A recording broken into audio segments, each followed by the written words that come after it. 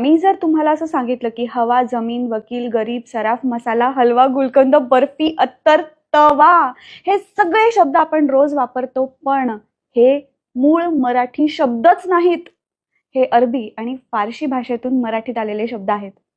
आणि आज सांगितल्याशिवाय आपल्यासारख्या अनेकांना हे कळणारही नाही. मग विचार करा, आपण मराठी आहोत, पण आपली भाषा आपण किती जाणीवपूर्वक बोलतो हो.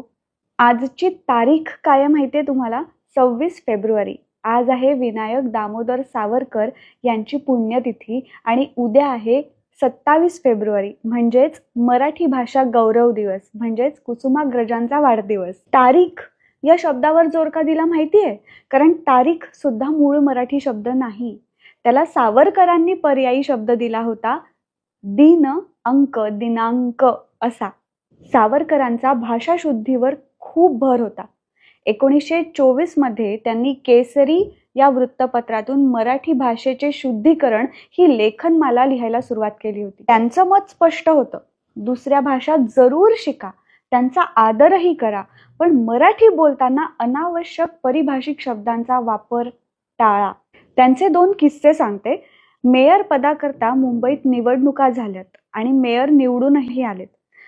त्यांना त्या मेयरला पत्र लिहायला जेव्हा सावरकर बसलेत, तेव्हा त्यांच्या लक्षात आलं की अरे, मेयर हा शब्द त्यांना खटकला, हा तर इंग्रजी शब्द आहे. मग त्यांनी त्याच्यावर विचार करून त्याला पर्यायी मराठी शब्द महापौर असा दिला. दुसरा किस्सा असा आहे की मराठी चित्रपट दिग्दर्शक भालजी पेंढारकर यांच्या स्टुडिओमध्ये एकदा ते गेले होते. तर तिथे डायरेक्टर, प्रोड्युसर, असिस्टंट डायरेक्टर असे इंग्रजी शब्द त्यांना पाट्यांवर लिहिलेले दिसले. ते त्यांना खटकलं आणि तिथे बसल्या बसल्याच त्यांनी त्या इंग्रजी शब्दांना पर्यायी मराठी शब्द तयार करून दिले, जसे की दिग्दर्शक, निर्माता, छायाचित्रकार आणि नृत्य दिग्दर्शक. सावरकरांनी मराठी भाषेला दिलेले काही शब्द दिनांक, क्रमांक, बोलपट, नेपथ्य, वेशभूषा, दिग्दर्शक, चित्रपट, मध्यांतर, उपस्थित, प्रतिवृत्त म्हणजे रिपोर्ट, नगरपालिका म्हणजे म्युनिसिपालिटी, महानगरपालिका, महापौर, पर्यवेक्षक, विश्वस्त, त्वर्य किंवा त्वरित, गणसंख्या, स्तंभ, मूल्य, शुल्क, हुतात्मा, निर्बंध, शिरगणती, विशेषांक, सार्वमत, झरणी, नभोवाणी, दूरदर्शन, दूरध्वनी, ध्वनिक्षेपक ह्या शब्दाचा अर्थ मला खाली कॉमेंट्स मध्ये लिहून सांगा हा.